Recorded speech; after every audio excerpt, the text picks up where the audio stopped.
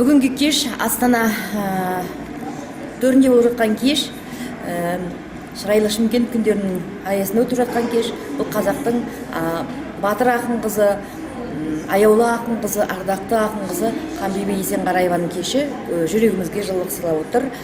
Қанбибі Есенғараеваға деген менің ықыласыма бір нәрсе себеп болды. Осыдан 5-6 жыл бұрын ұлттық академиялық кітапханада республикалық акция өтеді, кітап акциясы. Бір ел, бір кітап деген.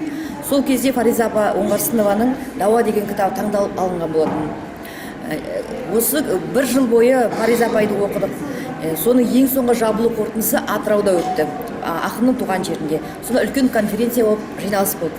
Сол конференцияда қарасам, мынандай сахнаның төріне Фариза апайдың суретін қойған, сосын жазыпты: мен ақынмын, әйелмін, әлемді ойлар. Содан мен ана сөзді көрдім, мен ол өлеңді Фариза апайға жақындата алмаймын. Фариза апайда боевой дух күшті сияқты. Содан мен кітапханада өзім жұмыс жасаймын, ұлттық академиялық кітапханаға барып, Марфуға Айтқожинаның, Күләш Ахметованың, Ақұштап Бақтыгерееваның кітаптарын ақтарып шықтым. Мынау Фаризада жоқ екенін мен білем, бірақ кімнің өлеңі? Сөйтіп жүргенде қолыма Қанбибі Есенғараеваның да кітабы болған ішінде. Қанбибі Есенғараеваның 6 томдық шығармалар жинағының 2-ші томында мен осы өлеңді тауып алдым. Оның ішінде мен оқып берейін қазір, жатқа білмеймін. Ана жерде естіп жүресің ғой. Мен ақынмын, әйелмін, әлемді ойлар, қоғам дертін сіңірген кесемдір кіп, бай таяғы түк емес төбемді ойнар, қоғам дерті жіберді есеңгір. Бұл көрдіңіз бе, ақын әйелдің қоғам дертінің жүрегімен арқалауы, оған қоса байдың таяғы бар дейді. Бұл бағынышты. Осындай қос өткелді қиыншылықты көтеріп жүрсе де, ол кісі сондай нарлығымен қалған адам поэзияда.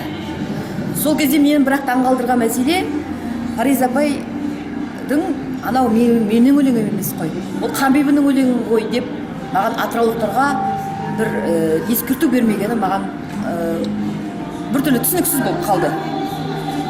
Өзі сондай халықтың да соны бұның өзі қуаныштылығы, Қанбибінің сөзі сондай цитатаға айналып отырғаны, Фариза апайдың аузынан шыққандай болып шығып отырғаны, осының бәрі де Қанбибінің халыққа жақындығы, оның өлеңдерінің халықтық сипатқа айналып кеткендігін көрсетеді.